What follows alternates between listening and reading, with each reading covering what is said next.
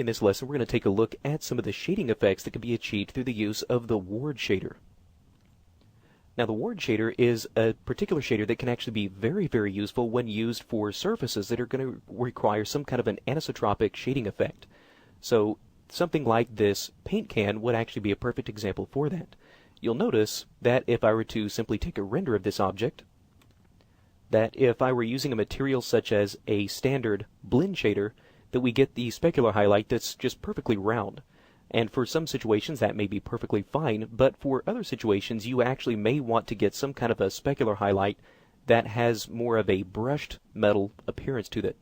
And that is some of the anisotropic type of effects that this ward shader is actually going to be very, very good at providing. So let's go over to the hypershade, take a look inside the metal ray nodes, and let's add in the ward shader. Now you'll notice there are actually two versions of this. There is the ward shader and the ward derivative.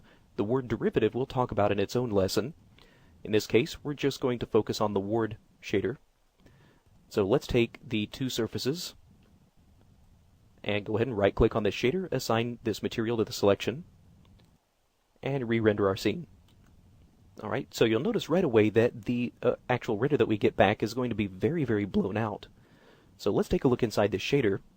The first reason for this is the fact that we do have some kind of ambient and ambience value applied to this. So we want to make sure that those are both set to black in our situation. If you want to learn more about the ambience, ambient, and diffuse attributes, we discuss those in a fairly deep amount of detail in the Lambert lesson. Now you'll notice that even though the ambience and the ambient values are set all the way down to black, that we still have this shading result that's very, very flat shaded. And the reason for that is because this ward shader really is not meant to be used strictly on its own. It actually needs a couple of other nodes in order to function properly.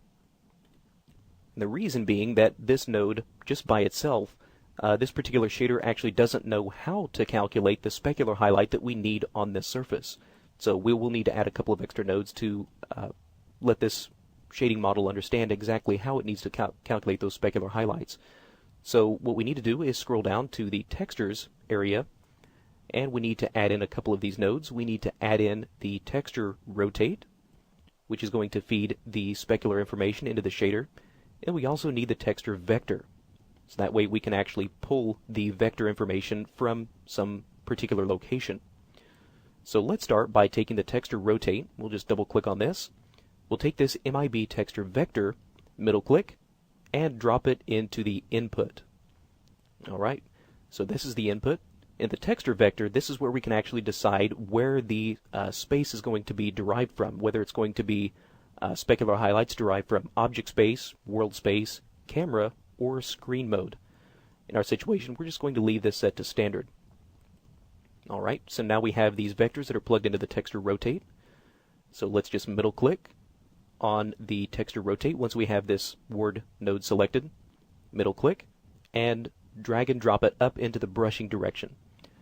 Now whenever we do that, we're going to wind up with the connection editor opened up.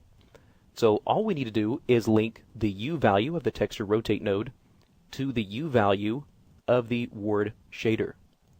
And we'll do the same thing for the V value. Link V to V, and there we go. You can see it will now make the connections for us, and we now have a shading result that looks much, much better. So let's now take a look at our render. And you'll notice that still our overall surface is very, very blown out. So again, just like a lot of these other metal ray materials, this Cook Torrance is going to be very, very sensitive to the effects of things like final gather. So let's just take this ward shader, and we'll take the diffuse color and start to drop this down just so we can really start to see the effect of the specular highlight. There we are, and now we can start to see more of this anisotropic stretched out specular highlight. So we can actually control the angle of this by just now going back to the texture rotate, and we can simply adjust the overall angle. You'll notice that as we alter this angle, that the angle of our specular highlight can now update and change. So let's just try to find a value that will work for us. Let's just go back to our render view and just re-render that. There we go.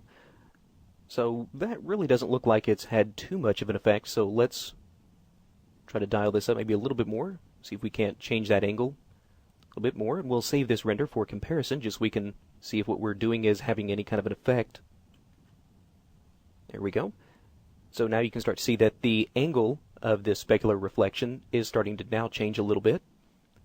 Now let's try to dial this up just a little bit more. And that's how we can now start to change the overall angle of this anisotropic type specular highlight.